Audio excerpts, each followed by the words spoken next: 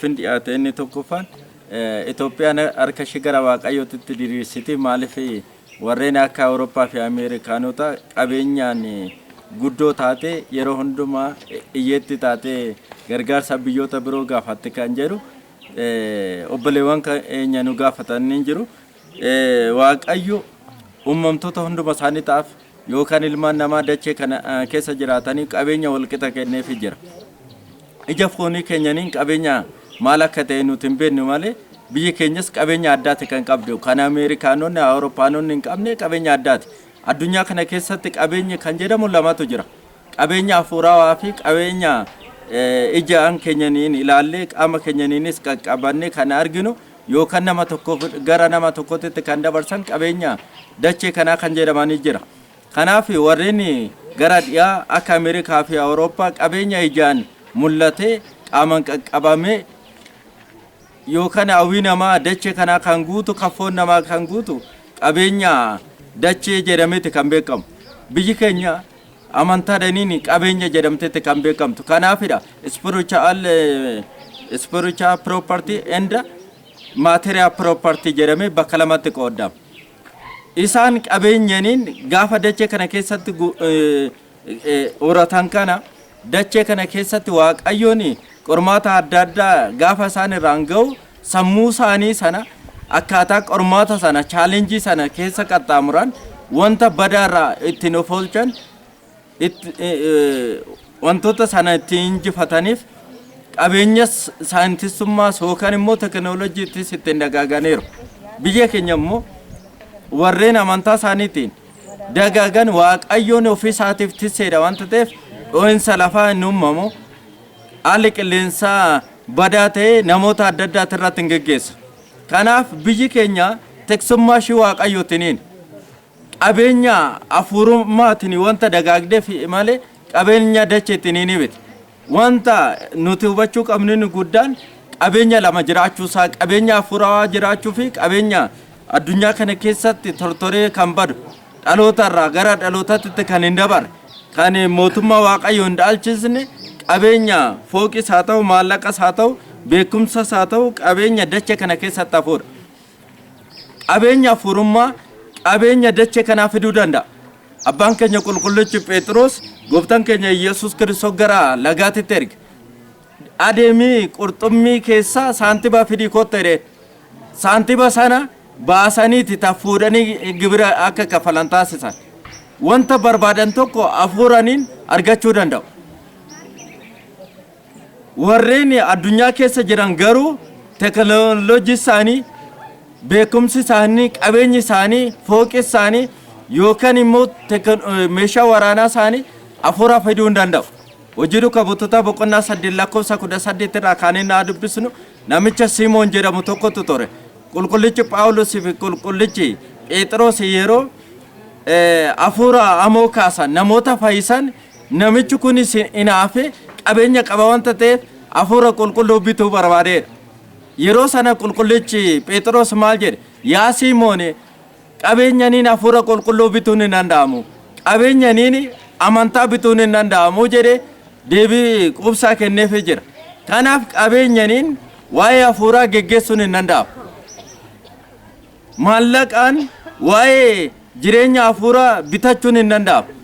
Jireenya hafuuraatiin garuu maallaqa argamsiisuun hin danda'amu. Gooftaan keenya Yesuus Kiristoos amantanii laphee keessaniin sanyii hanga sanaa fixaa kan ta'u amantaa qabaatan ta'e taanaan wanta hunduma isaatu taasisuu ni dandeessu jedheera. Kanaaf qabeenya hafuuraatiin warreen dagaagan akka Eliyaas gara samiitti ol ba'aniiru. Dachee kana keessatti namoonni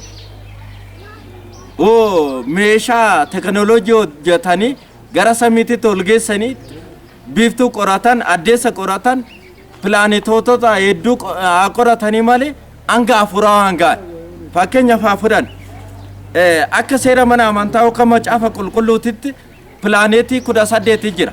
Saayintistoonni bira ga'anii amma barattoota mana barumsaa keessatti kan barsiisan, yuunivarsiitii kolleejjii keessatti kan barsiisan, paayileetii dur 9 ture amma 12 jedhaniiti kan barsiisan.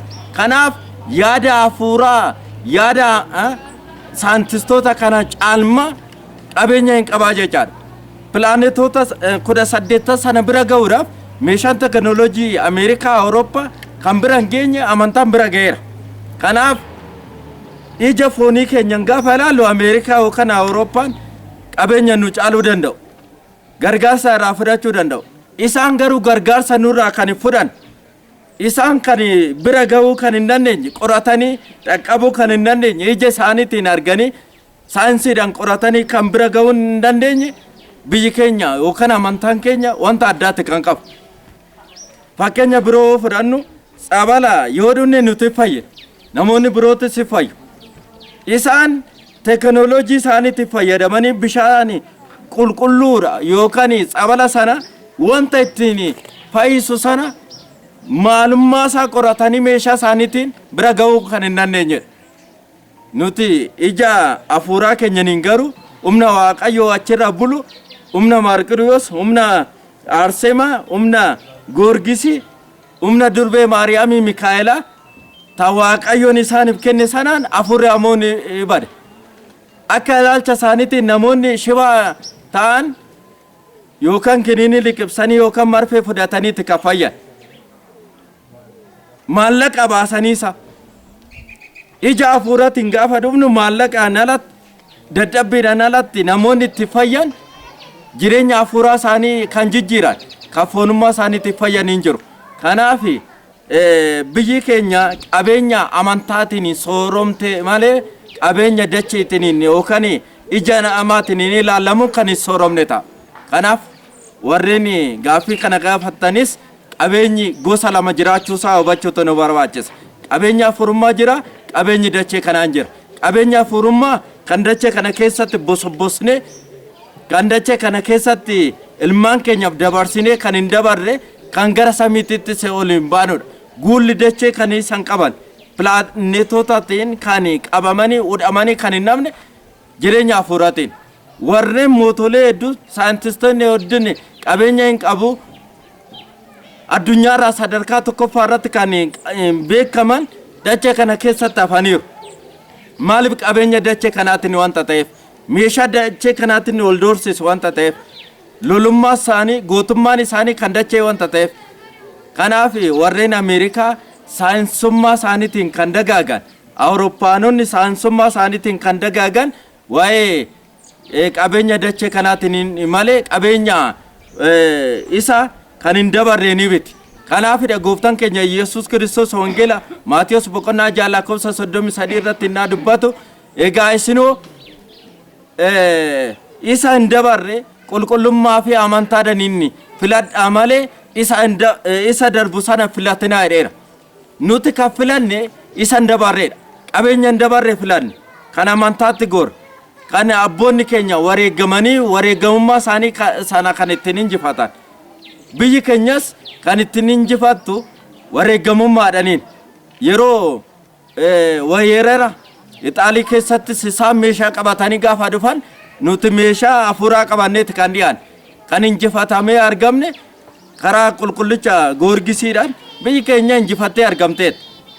Dorgommii lama keessatti argame, qabeenya lamaan argame, qabeenyi ittiin injifatame qabeenya hafuuraatiin.